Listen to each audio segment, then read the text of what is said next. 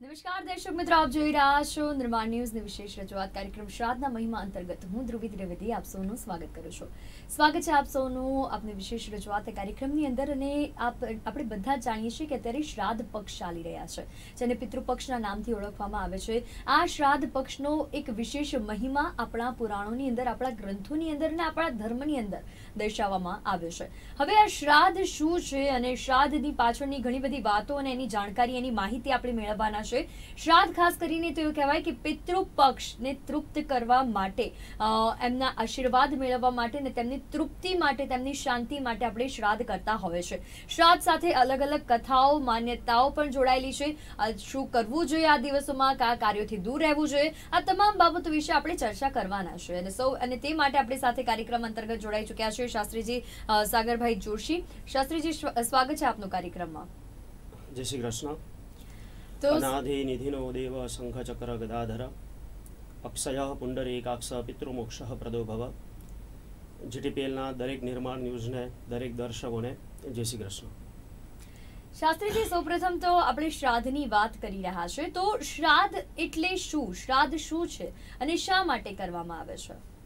શ્રાદ્ધ એટલે જે કોઈ પિતૃઓને ઉદ્દેશીને જો કોઈ કર્મ કરવામાં આવે છે તો એને શ્રાદ્ધ કહેવામાં આવે છે. શ્રદ્ધાયામ ક્રિયતે શ્રાદ્ધ ઇતિ શ્રાદ્ધ.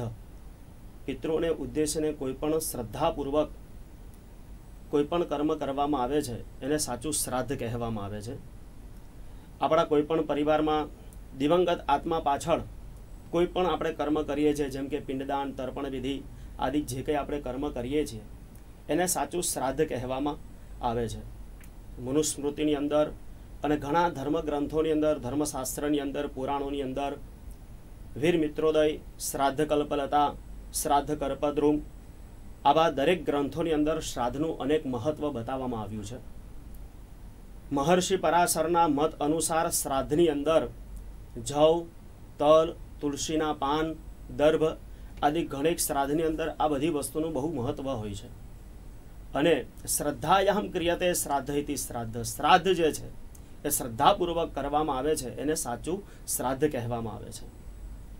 સાચી વાત છે. તો જેમ આપણે વાત કરી છે કે શ્રાદ્ધ એટલે શું છે, એના વિશે આપણે વાત કરી છે.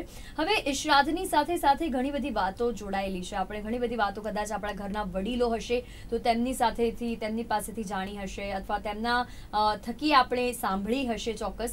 તો એના વિશે હવે થોડી માહિતી આપ પાસેથી મેળવવા માંગુ શાસ્ત્રીજી, કે શ્રાદ્ધ આખરે જે કરવામાં આવે છે તો એનું મહત્વ આપણા પુરાણોની અંદર કયા પ્રકારે અથવા તો કઈ રીતે દર્શાવવામાં આવ્યું છે?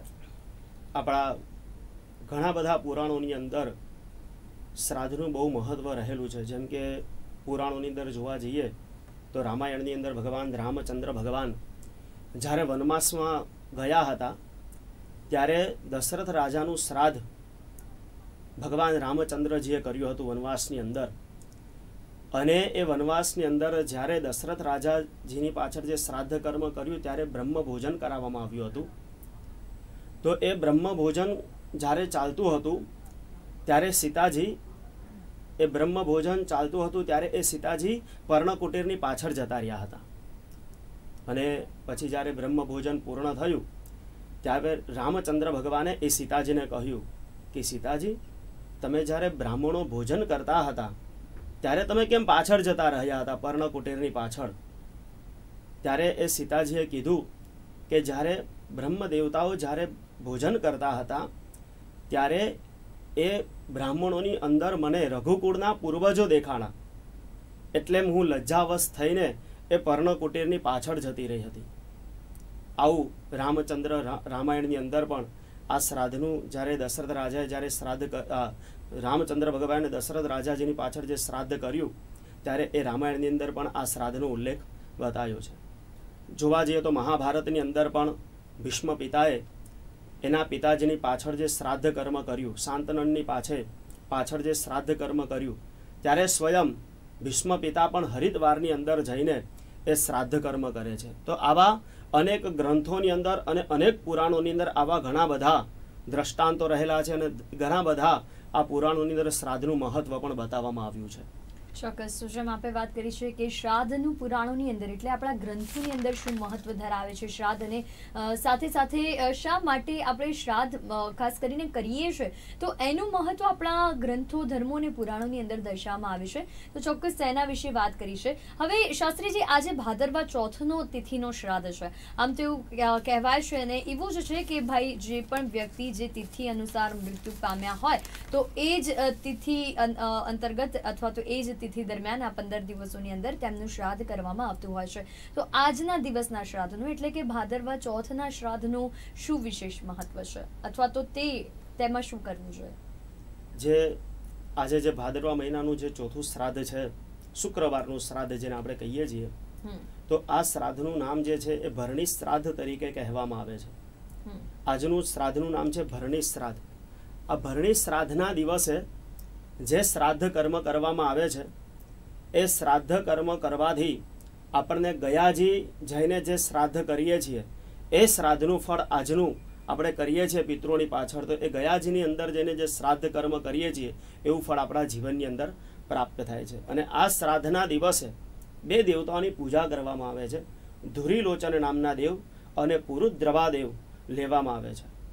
ભરણી શ્રાદ્ધ એ કામ્ય શ્રાદ્ધ છે, માટે ફળની ઈચ્છા રાખનારા વ્યક્તિએ દરેક વર્ષે કરી શકાય તો એ દિવસે દૂધ, ઘી અને મધ યુક્ત અન્નને પકાવીને અને આ દિવસે નૈવેદ્ય પણ આપવામાં આવે છે એ દિવસે. અને આજનું જે શ્રાદ્ધ છે એને ભરણી શ્રાદ્ધ તરીકે ઓળખવામાં આવે છે.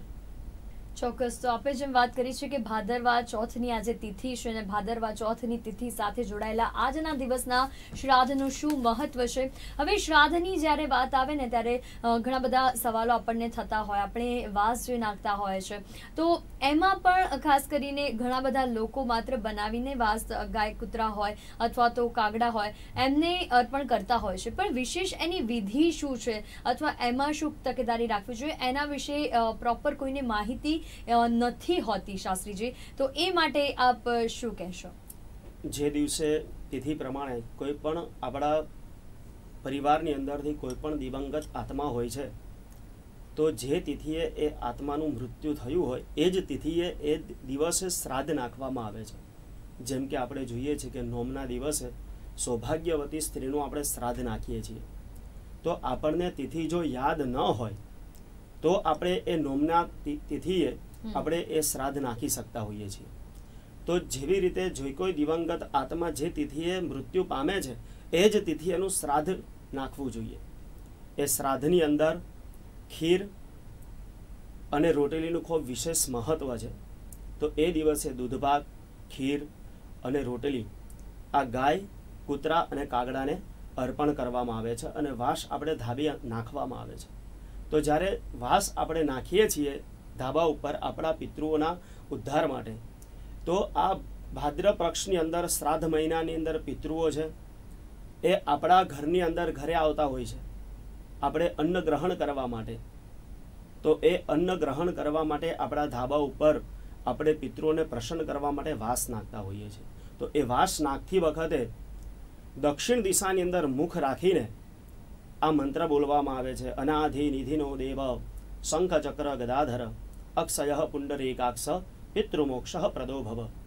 આ મંત્ર બોલીને 5 રોટલીના બટકા લેવા જોઈએ અને એની ઉપર ખીર મૂકીને એક પતરાળું હોય છે એ પતરાળાની અંદર અત્યારે ઘણા લોકો વાસણની અંદર નાખતા હોય છે વાસ, પણ ખરેખર એ વાસણની અંદર સ્ટીલના વાસણની અંદર શ્રાદ્ધની અંદર પિતૃઓ પાછળ સ્ટીલનો વાસણનો ઉપયોગ ક્યારેય કરવો નહીં. પિત્તળની થાળી, કાંસાની થાળી હોય તો એ થાળીની અંદર વાંસ નાખવી અને જોડે ત્રાંબાનો કળશ પાણીનો ભરવો, જેથી કરીને એ પિતૃઓ સારી રીતે ગ્રહણ કરી શકે છે. એટલા માટે આપણે વાંસ નાખતા હોઈએ છીએ. પછી એની પાછળ આપણે ગાયને, કૂતરાને અને કાગડાને આપણે વાંસ નાખતા હોઈએ છીએ. તો ગાયને વાંસ નાખવાનું જે મહત્વ બતાવ્યું છે તો એ કીધું છે ગાવો મેં અગ્રત સંતુ ગાવો મેં સંત પુષ્ટત ગાવો મેં હૃદયે સંતુ ગવા મધ્યે વસામ્યહમ. સ્વયં ગાયની અંદર 33 કરોડ દેવતાઓનો વાસ હોય છે અને એ ગાયની અંદર સ્વયં ભગવાન વિષ્ણુ પરમાત્મા એ ગાયની અંદર બિરાજમાન છે. ગાયના અગ્રભાગની અંદર પણ ભગવાન વિષ્ણુ પરમાત્મા બિરાજમાન છે. ગાયના પાછળના ભાગની અંદર પણ ભગવાન વિષ્ણુ પરમાત્મા બિરાજમાન છે. ગાયનું હૃદય જે છે એ સ્વયં વિષ્ણુ ભગવાનનું છે. કીધું છે ગાવો મેં હૃદયે સંતુ ગાયનું હૃદય છે એ પણ ભગવાન સ્વયં વિષ્ણુ પરમાત્મા છે. અને ગવા મધ્યે વસામ્યહમ, ગાયના મધ્ય ભાગની અંદર પણ ભગવાન વિષ્ણુ પરમાત્મા સ્વયં વાસ કરે છે. તો એ ગાયને ખીર, રોટલી આદિ જે ગૌગ્રાસ આપણે કાઢીએ છીએ, તો એ ગૌગ્રાસ એક ગાય ગ્રહણ કરે છે તો સ્વયં વિષ્ણુ પરમાત્મા એની અંદર તૃપ્ત થાય છે. અને વિષ્ણુ ભગવાન જે તૃપ્ત થાય છે તો જોડે જોડે એના માધ્યમ દ્વારા આપણા પિતૃઓ પણ તૃપ્ત થાય છે.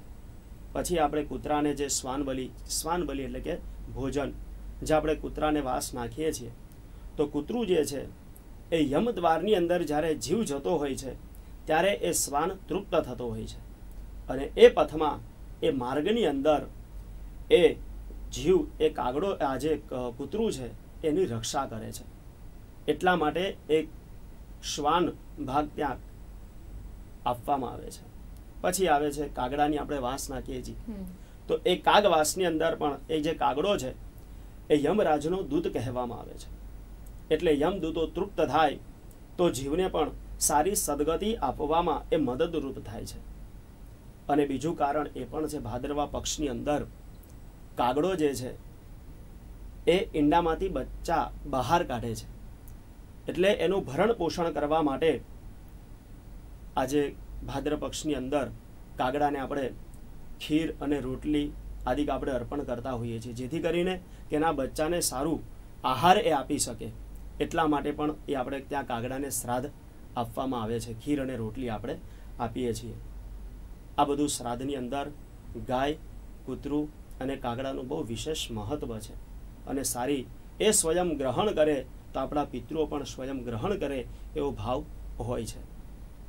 ચોક્કસ. તો જેમ આપે વાત કરી છે કે શ્રાદ્ધની અંદર વાસન નાખવાનું શું વિશેષ મહત્વ છે, અને શા માટે કાગ હોય અથવા તો ગાય હોય, કૂતરા હોય, એમને જ અર્પણ કરવામાં આવે છે? કારણ કે એવું કહેવાય છે કે ત્યાંથી આપણા પૂર્વજોને, આપણા પિતૃપક્ષને સીધું વાસ પહોંચે છે. એટલે માટે જ કહેવાય છે કે વાસનું પણ એટલું જ વિશેષ મહત્વ છે. શ્રાદ્ધની વાત આવે ને વાસની વાત ના કરીએ તો શ્રાદ્ધની વાત અધૂરી રહી જતી હોય છે, અને આ ચર્ચા અધૂરી રહી જતી હોય છે, એવું ચોક્કસ કહી શકાય. હવે વાસની આપણે વાત કરી છે, અને એ પણ જાણ્યું છે કે શા માટે આપણે ગાય, કૂતરા અને ખાસ કરીને કાગડાને જ વાસ ધરાવે છે તેના વિશે પણ માહિતીથી ચર્ચા કરી છે.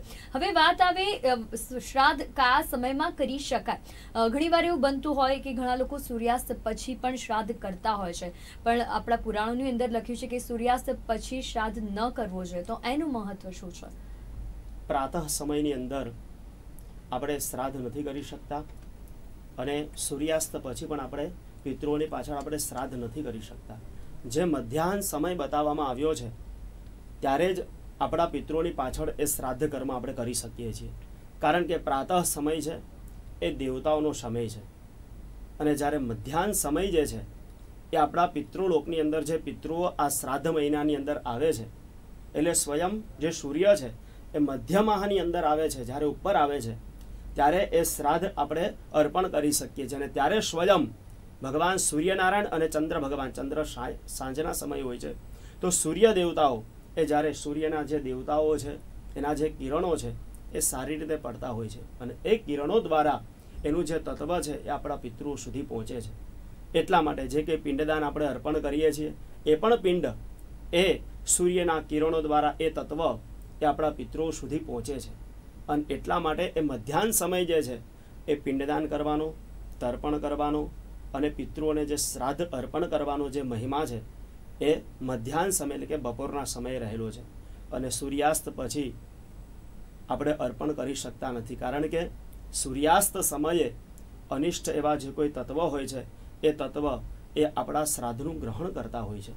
એટલા માટે સાંજના સમયે એ શ્રાદ્ધ કરવું જોઈએ નહીં.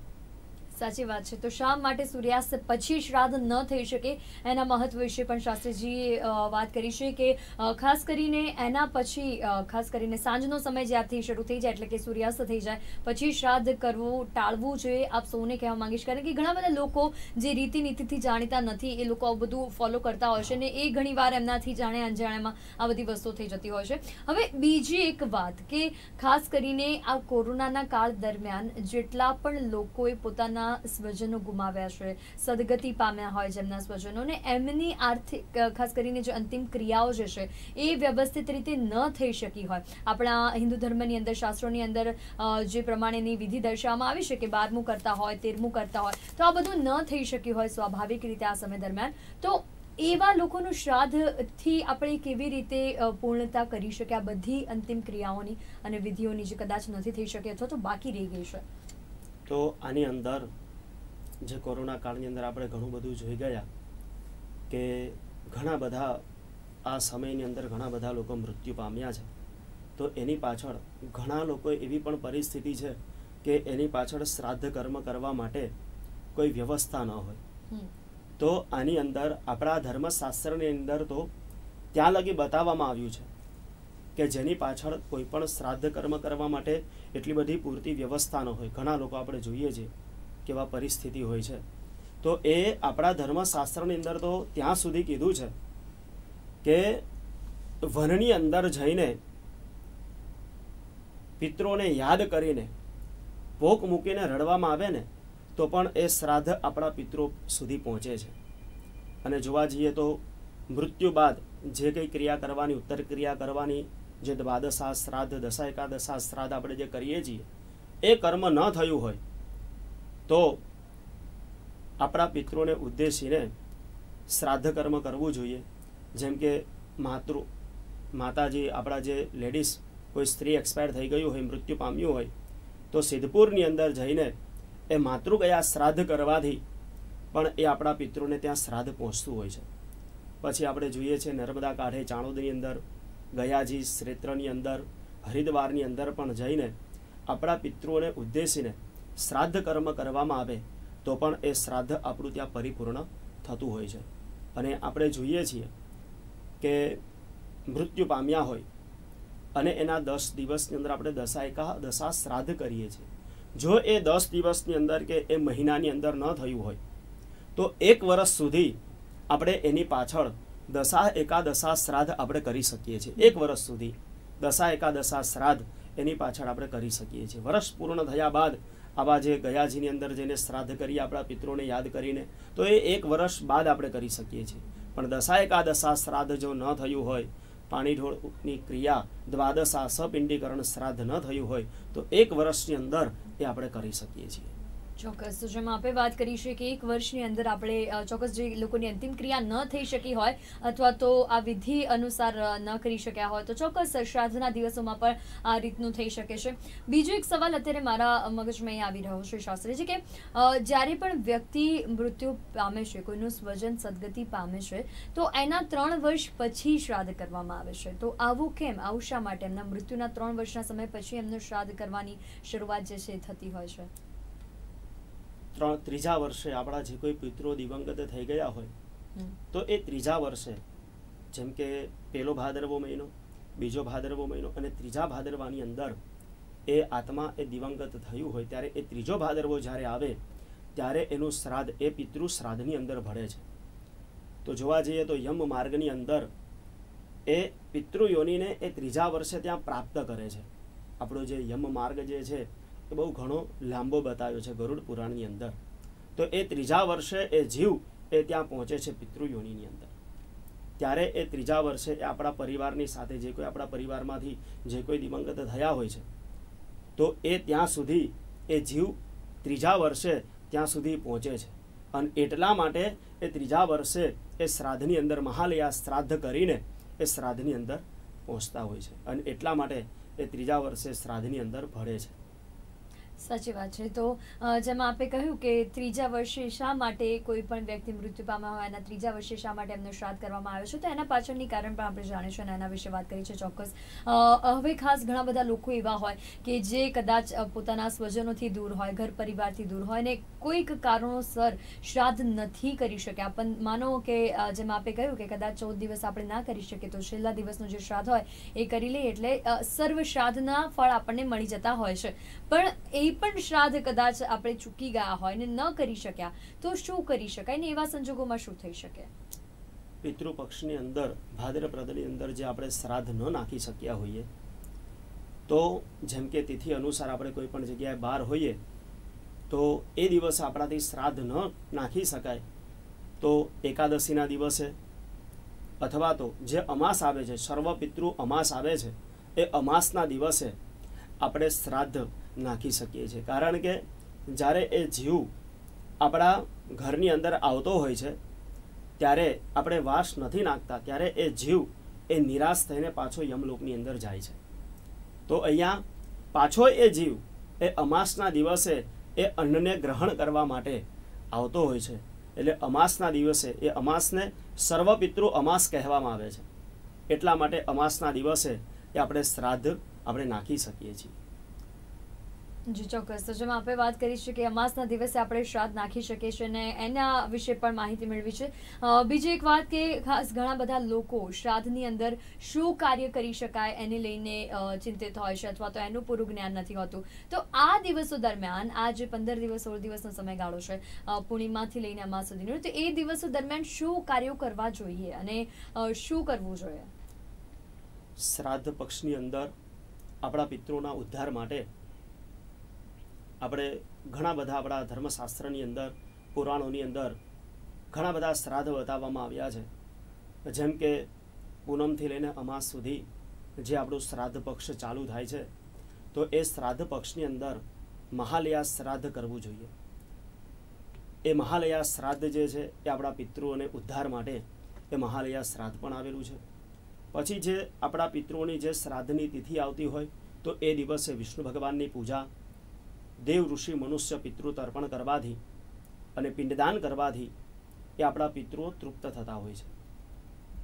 બીજા નંબરની અંદર આપણી જે 3 પ્રકૃતિ છે, સત્વ, રજસ અને તમસ, આ જે 3 પ્રકૃતિ છે, બ્રહ્મા, વિષ્ણુ અને મહેશ, આ જે 3 પ્રકૃતિનું જે શ્રાદ્ધ છે એ શ્રાદ્ધને કહેવામાં આવે છે ત્રિપિંડી શ્રાદ્ધ. આ ત્રિપિંડી શ્રાદ્ધ પણ આ તિથિઓ અનુસાર આપણે કરી શકીએ છીએ. આવા ઘણા બધા શ્રાદ્ધ કહેવામાં આવે છે. જેમ કે કોઈ પણ તીર્થ ક્ષેત્રની અંદર, જેમ કે સિદ્ધપુરની અંદર જઈને, હરિદ્વારની અંદર જઈને આ બધું જે શ્રાદ્ધ એને તીર્થ શ્રાદ્ધ કહેવામાં આવે છે.